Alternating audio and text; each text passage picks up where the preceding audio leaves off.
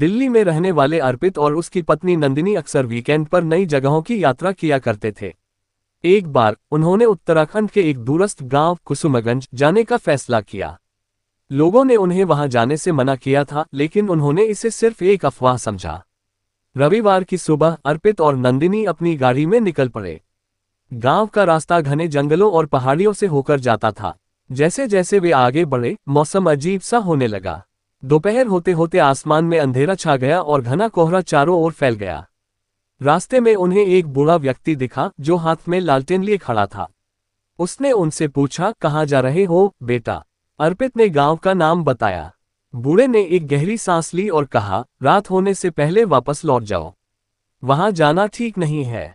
अर्पित ने इसे अंधविश्वास समझकर अनदेखा कर दिया और नंदिनी से कहा, चलो इनकी बातों पर ध्यान मत दो।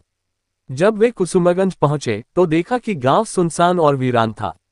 हर घर बंद था और हवा में अजीब सी ठंडक थी। उन्होंने गाड़ी रोकी और एक घर के बाहर खड़े होकर दरवाजा खटखटाया, लेकिन कोई जवाब नहीं आया। जैसे ही शाम ढलने लगी, अंधेरा घना होता गया।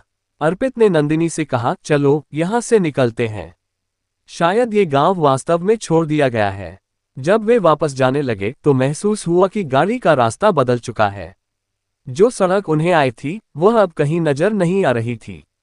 गूगल मैप्स भी काम नहीं कर रहा था। अचानक गाड़ी बंद हो गई।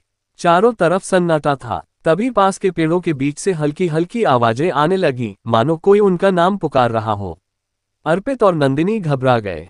वे गाड़ी से बाहर निकले और देखा कि पेड़ों के बीच सफेद साड़ी में एक औरत खड़ी थी। उसका चेहरा धुंधला था और उसकी आंखें पूरी तरह से काली थीं। नंदिनी ने चीखते हुए अर्पित का हाथ पकड़ लिया। वह औरत धीरे धीरे उनकी ओर बढ़ने लगी। तभी गाड़ी का इंजन अपने आप चालू हो गया। अर्पित ने तुरंत नंदिनी को गाड़ी में बैठाया और वहां से निकलने की कोशिश की। रास्ते में उन्हें वह बूढ़ा व्यक्ति फिर से दिखा। उसने गाड़ी रोककर कहा, मैंने तुम्हें पहले ही मना किया था, अब जल्दी यहां से निकल जाओ।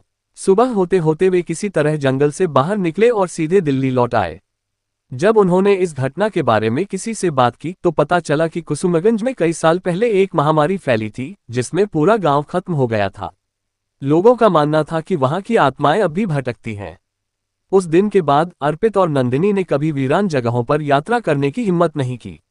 लेकिन हर रात जब वे सोने जाते हैं तो खिड़की के बाहर एक लालटेन की हल्की रोशनी दिखाई देती है।